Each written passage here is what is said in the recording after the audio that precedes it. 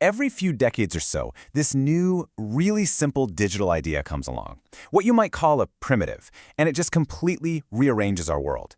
It's never some flashy product, but a tiny, foundational building block. Well, guess what? It's happening again, right now, and probably not in the way you're thinking.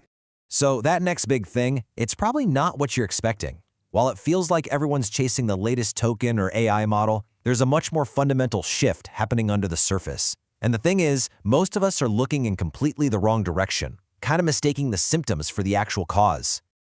Just think about it for a second, right? First you have the packet, just a simple way to send a little bit of data, right? And boom, it gives us the entire internet.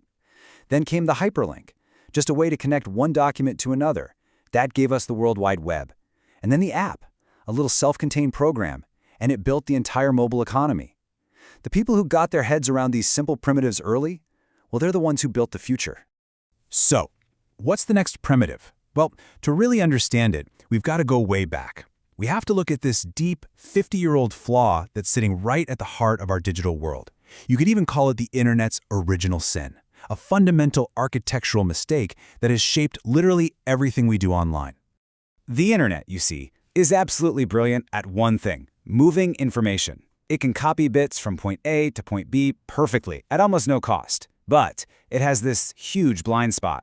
The network itself has no native ability to understand or manage an agreement between point A and B. And this really gets to the heart of it. We got really good at taking our paper forms and contracts and just turning them into PDFs. We digitized the paperwork that describes a deal, but we never ever digitized the deal itself, the actual handshake.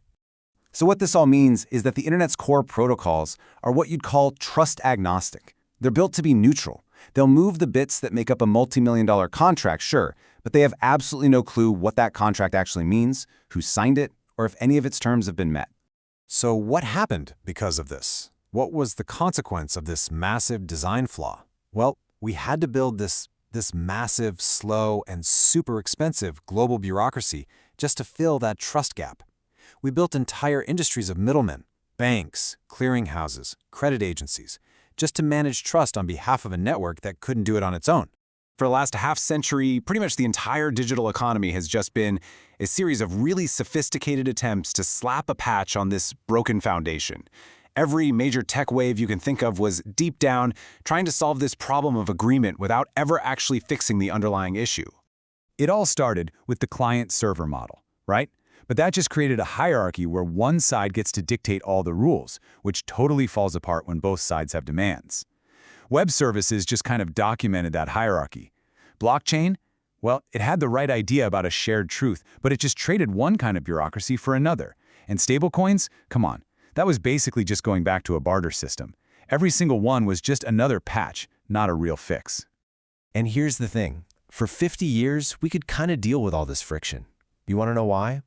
Because there was a human in the loop. We're slow, we're patient, and we're willing to put up with all these clunky systems. But that whole era is coming to an end, and all those patches are about to break for good. And here's what's changing everything: the rise of these autonomous software agents. We're talking about AI programs that can negotiate contracts, execute trades, and manage entire supply chains, all without any human stepping in. They operate 24/7 across any border at the speed of light. And this brings us to the breaking point. The entire digital economy is built on one agent, the client, submitting to the rules of another, the server. So what happens when two totally equal autonomous agents meet? Who plays client? Who submits? The whole system is built on one party submitting to the other's rules, and the answer is neither of them will. And so the whole interaction just grinds to a halt before it even begins. Look, that client-server model, that's been the foundation for everything for 50 years, but it has a massive crack in it. And these new autonomous agents, they're the earthquake that's about to bring the whole thing down. So with that old foundation completely cracking, what comes next? This is where we get to the big reveal. The elegant, shockingly simple solution to this half-century-old problem. This is the new primitive. Okay, so what is it? It's called the shared context. Now, it's not a server and it's not a client. Think of it more like a temporary digital room that's governed by a set of rules that everyone can see. It's a space where multiple parties can all come together, interact as true equals, and get a deal done. And it's built on three really simple but powerful ideas. First up, multiple seats. Think of it like this. Everyone you need for a deal, the buyer, the seller, the bank, even the regulator, they're all present in the same single event. Second, shared logic. The rules of the deal are published right there for everyone to see, and nobody, not a single party, can bend them. And third, ephemerality. The space only exists for the transaction. It assembles, it executes, and then poof, it vanishes, leaving nothing behind to attack. And that is what makes this so revolutionary. The real economy, the one we live in, is just a web of agreements creating facts, which then let us make new agreements. The shared context is the very first digital primitive that actually mirrors this structure. It finally digitizes the handshake. Okay, so let's think about this for a second.